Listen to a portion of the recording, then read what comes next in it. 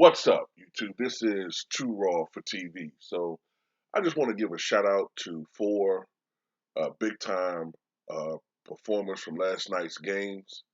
All four of them, I think, are beginning to rise for the most part in the MVP conversation. Some more than others, in my opinion. I think Joel Embiid is the one that's making the most progression, followed by Jokic. Giannis is always there. Luka hasn't been talked about as much, but the Dallas Mavericks, unlike another team that people keep waiting for this magical turn of the corner, Dallas has actually begun to do that. But first, I want to talk about Giannis Antetokounmpo of the Milwaukee Bucks. Now, the Bucks have had had a lot of issues with injuries. Of course, um, the COVID outbreak really has affected them.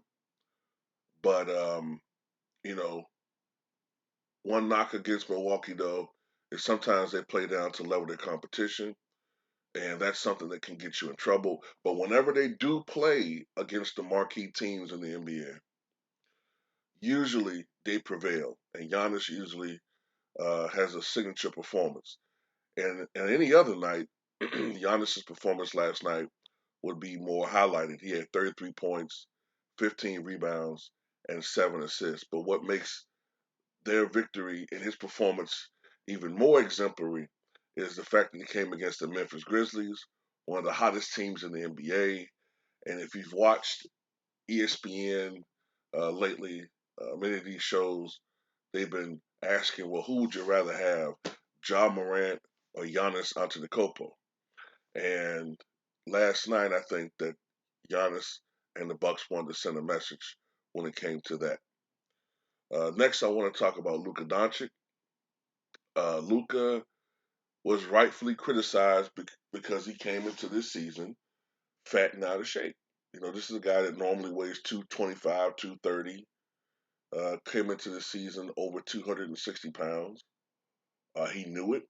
It affected his play earlier on. He was suffering from injuries because of his conditioning or lack of conditioning. And he and the Dallas Mavericks did not come out with the normal start that you would expect. And like I told people, I said if Dallas struggles again this year, I'm gonna start getting on Luka. I said I will go wait a couple of years, you know, because not everybody starts off Magic Johnson like as far as their careers winning championships their rookie years. But if you are a superstar and your team keeps getting knocked out of the playoffs. I understand they're playing the Clippers, but if you don't make the playoffs your fourth year or get knocked out of the first round again and you play like shit, I was gonna start getting on them. But I'm gonna tell you something, man. That the Dallas Mavericks have really turned it around. At one point in time, they were under 500. They're 26-19. Luka in a 102-98 victory against the Toronto Raptors, a team that recently beat the defending champion Milwaukee Bucks. Luka Doncic poured in 41 points, had 14 rebounds, and 7 assists. And while Luka's numbers have been down a little bit from his last couple of MVP caliber seasons, he's beginning to rise. He's getting a little bit better shape. He's, rounding into prime midseason form. And the Dallas Mavericks, you know, might be a team that could be uh, a surprise team later on this season. Next, I want to talk about Nikola Jokic. All right, Nikola Jokic of Denver Nuggets. They beat the Clippers in overtime, 130 to 128. Nikola Jokic had 49 points, 14 rebounds, and 10 assists this season. The Joker is averaging, I believe, over 26 points, 14 rebounds, and 7 assists. He had another triple double. Um, Jokic is a phenomenal player.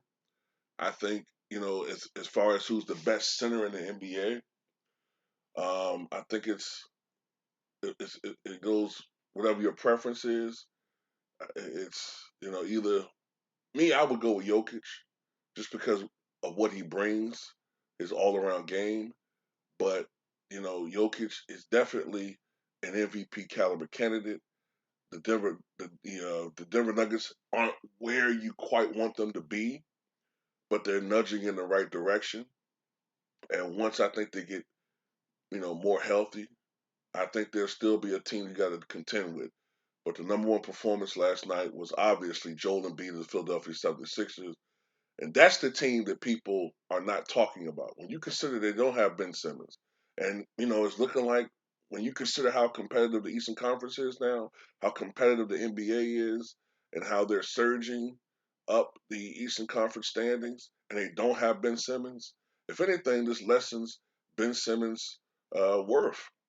Because I guarantee if they didn't have Joel Embiid, the Sixers wouldn't be doing this well.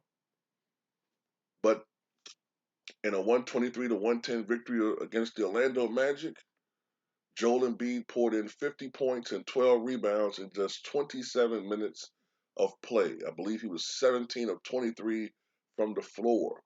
He is only one of two players to score at least 50 points in 28 minutes of play and less. The only other player is Klay Thompson when he hit those 14 threes against my Bulls and scored 52 points in like 27 minutes or 28 minutes a couple of years ago. But Joel Embiid, though, is having an MVP caliber campaign. Seriously.